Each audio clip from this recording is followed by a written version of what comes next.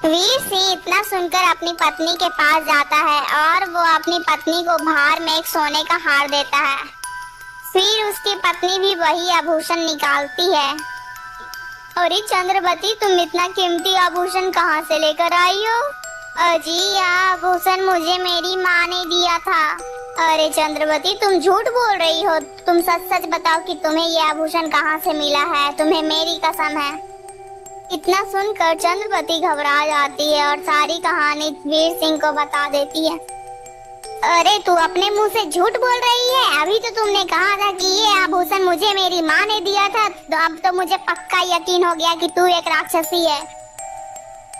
नहीं जी, आप मुझे गलत समझ रहे हैं। मैं कोई राक्षसी नहीं हूँ, बल्कि मैं तो एक साधारण स्त्री हूँ।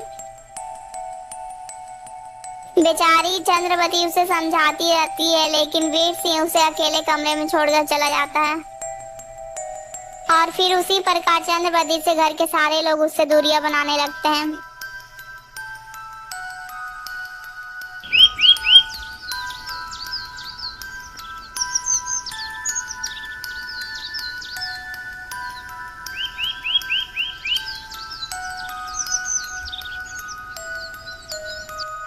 धीरे धीरे वीर सिंह अपनी पत्नी का साधारण बर्ताव देखकर वो समझ गया कि उसकी पत्नी राक्षसी नहीं है।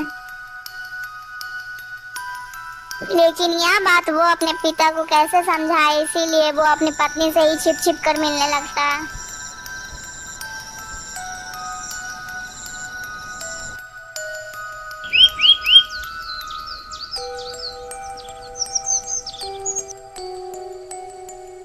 अरे बड़े भैया, आप रोज रोज भाभी से छुप छुप कर मिलने क्यों जाते हैं? आपको तो पता ही है ना कि वो तो एक राक्षसी है।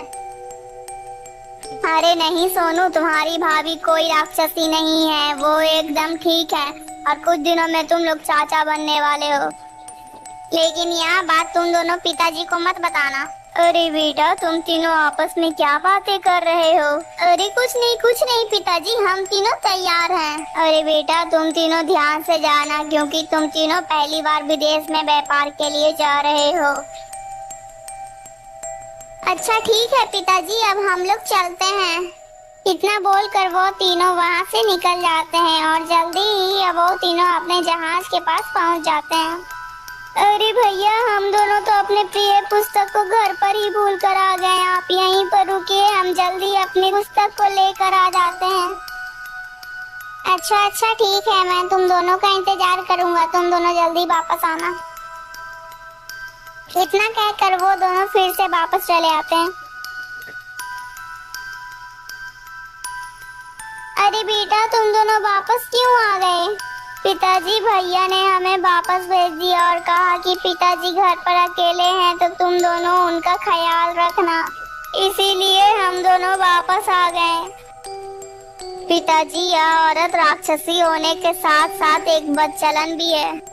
अरे बेटा, तुम ये क्या कह रहे हो? पिताजी, मैंने कल इसे दूसरे व्यक्ति के साथ देखा था और ये उससे कह रही थी कि मैं जल्दी माँ बनने वाली हूँ।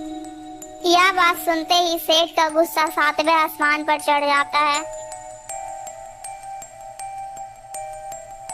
बहू, मैंने सुना है कि तुम जल्दी माँ बनने वाली हो। क्या यह बात सत्य है?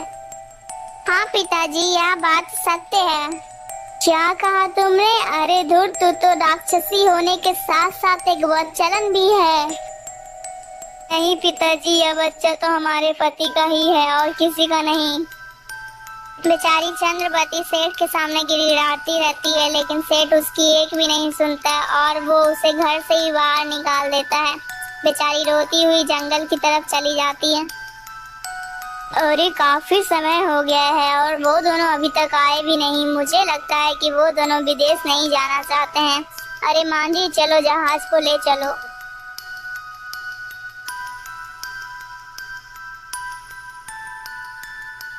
दोस्तों, अगर आपको ये वीडियो अच्छी लगी तो प्लीज वीडियो को लाइक करके चैनल को सब्सक्राइब कर दीजिएगा दोस्तों।